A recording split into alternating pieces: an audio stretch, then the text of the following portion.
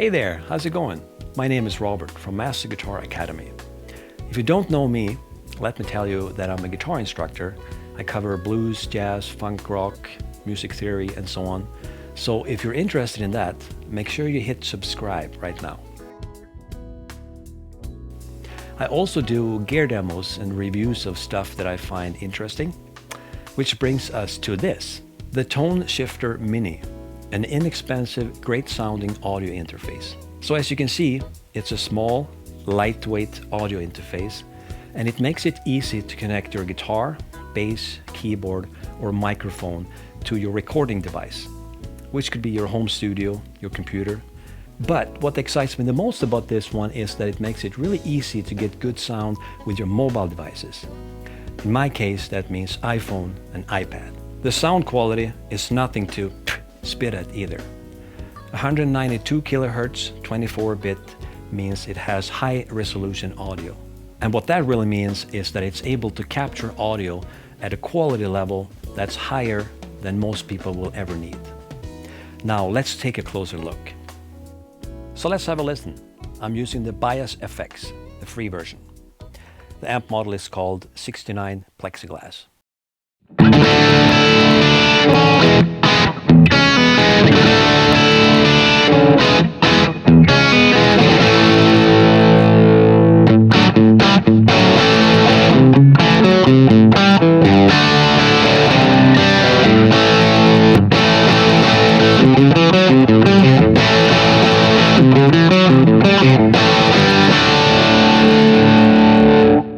Let's adjust the delay a bit.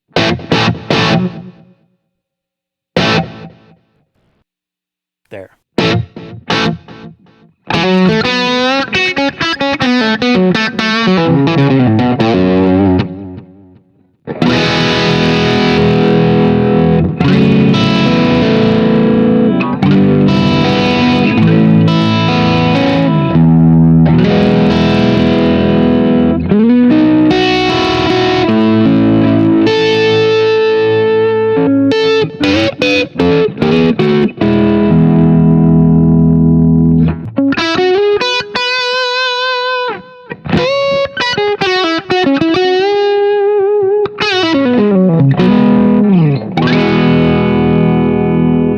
Not bad.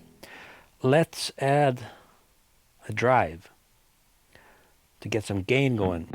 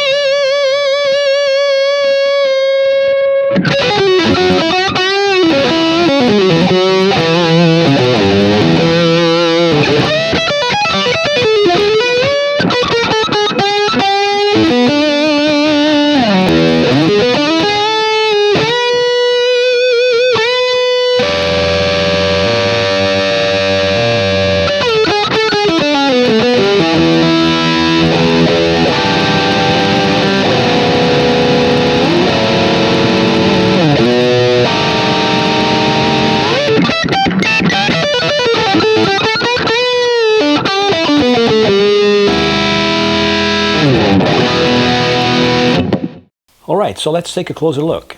Over here we have an instrument input jack.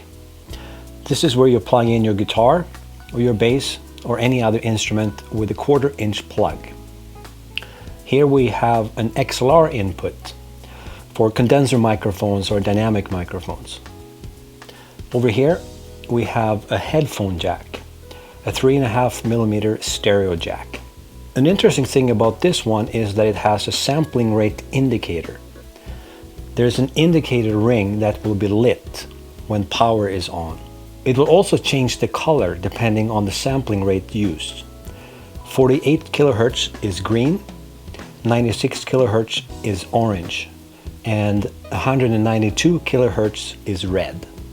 Then on the top here we have a button for the phantom power. As you probably know, you need phantom power for condenser microphones. Next, we have a direct monitor button. This button actually has 3 different modes. In normal mode, when you haven't pressed the button, there is no hardware monitoring active. When you press the button for the first time, the device goes into bypass mode level 1. Here's how bypass mode level 1 works.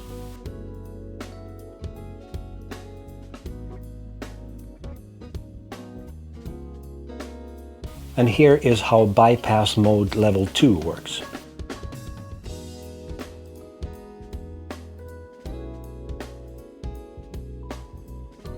The minus and the plus buttons you see over here, they work this way.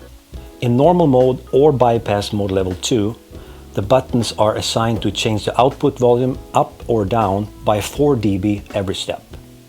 On this side, we have the USB jack, which is how you power this interface. The MIDI in is really useful. This is where you plug in a MIDI controller, and I use the MIDI Commander, which is also made by Mellow Audio. And over here we have a balanced out, a 1/4 inch connector with balanced output. So there you go, the TS Mini. A really useful, inexpensive USB audio interface. And I use it with the MIDI Commander. That way I can control my presets, and I can actually take this to a show if I want to. In other words, I use the MIDI Commander to switch between the sounds that I want using my feet. And the TS Mini takes care of me capturing good audio. Now that intro clip that you heard, it was me using GarageBand for multitracking for the first time. And I think it sounds pretty good. It's actually really easy to use, and it's handy. This is great for traveling. For example, I could be at a hotel room using just my iPhone and the TS Mini and still be able to do multitracking and record demos or write songs. Alright guys, that's all for today. Let me know what you think.